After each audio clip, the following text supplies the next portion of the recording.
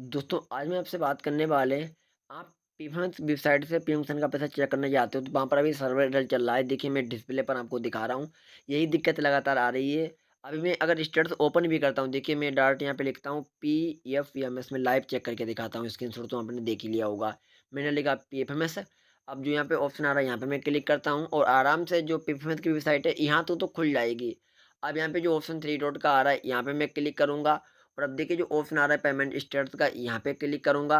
अब देखिए नीचे जो ऑप्शन आ रहा है डीबीटी स्टेटस ट्रैकर का, यहाँ पे क्लिक करूँगा। अब जैसे यहाँ पे क्लिक करूँगा तो यही दिक्कत देखिए आ रही है फाइनल ईयर, क्योंकि दोस्तों फाइनल ईयर लास्ट महीना बचा हुआ है 3-4 दिन। सरकार के दोस्तों हिसाब से अप्रैल महीना है वो न्यू साल लगेगा गवर्नमेंट के द्वारा। अब इस महीने तक तो ये पोर्टल बंद रहेगा, पैसा नहीं चेक हो पाएगा। अगर आपको दोस्तों पैसा चेक ही करना है, पीएम किसान का कहाँ पर रुका हुआ है, यहाँ से छोड़कर तो मैं एक दूसरा तरीका दिखा रहा हूँ। तो सबसे पहले क्या करना पड़ेगा, गूगल को ओपन करना है। यहाँ पे लिखना पड़ेगा पीएम किसान, अब इतना लिख लेना है आपको। लिख लेने के बाद देखिए यहाँ पर आपके सामने फर्स्ट ऑप्शन आ रहा है पीएम किसान का, अब इस पे क्लिक करना है। अब जैसे आप यहाँ पर क्लिक करोगे तो पीएम किसान की वेबसाइट है वो खुल जाएगी। और अब क्या करना पड़ेगा, थोड़ा नीचे स्क्रॉल करोगे।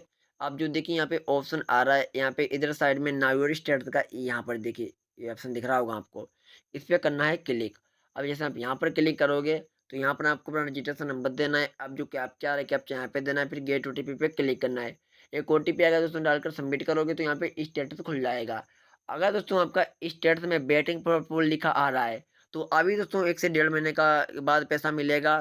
जी हाँ, इतने दिन रुकना पड़ेगा आपको। अगर आरएफटी आ रहा होगा तो 1 महीने के बाद मिलेगा। अगर एफटीओ आ रहा होगा तो उसमें 15 से 20 दिन लग जाते हैं। अगर पेमेंट प्रोसेस लिखा आ रहा है तो 1 हफ्ते के अंदर पैसा आ जाता है। यानी यहाँ से ये चेक हो जाएगा कि पैसा मतलब कहाँ पर रुका हुआ है। फंड ट्रांसफर में रुका हुआ है, या फिर पेमेंट प्रोसेस में रुका हुआ है, या फिर वेटिंग फॉर अप्रूवल में पड़ा हुआ है, या फिर आरएफटी में पड़ा हुआ है। लेकिन पेमेंट से एक्स्ट्रा डिटेल चेक हो जाती है, जैसे रिक्वेस्ट डेट कब लगी, एजेंसी कब अप्रूवल हुआ, जो सेंसिटिव क्लोज़िट कब हुआ, कब बैंक में रिसीव हुआ पैसा, वो सब कुछ दिख जाता है। लेकिन यहाँ से ये कुछ नहीं चेक होगा। ये दिख जाएगा कि हमारी 8वीं किस्त में, या फिर 19वीं किस्त में, या फिर 15वीं किस्त में वेटिंग लिखा आ रहा है, या फिर आरएफटी लिखा आ रहा है, या फिर एफटीओ लिखा आ रहा है, या फिर पेमेंट प्रोसेस लिखा आ रहा है। ये चेक हो जाएगा। लेकिन ये नहीं पता चलेगा कि मतलब सेंसिटिव क्लोज़िट कब हुआ और बैंक रिसीव पेमेंट पैसा कब हुआ, डेट दिख जाएगी जब आ जाएगा तब। लेकिन बाकी डिटेल ढंग से नहीं चेक होती है।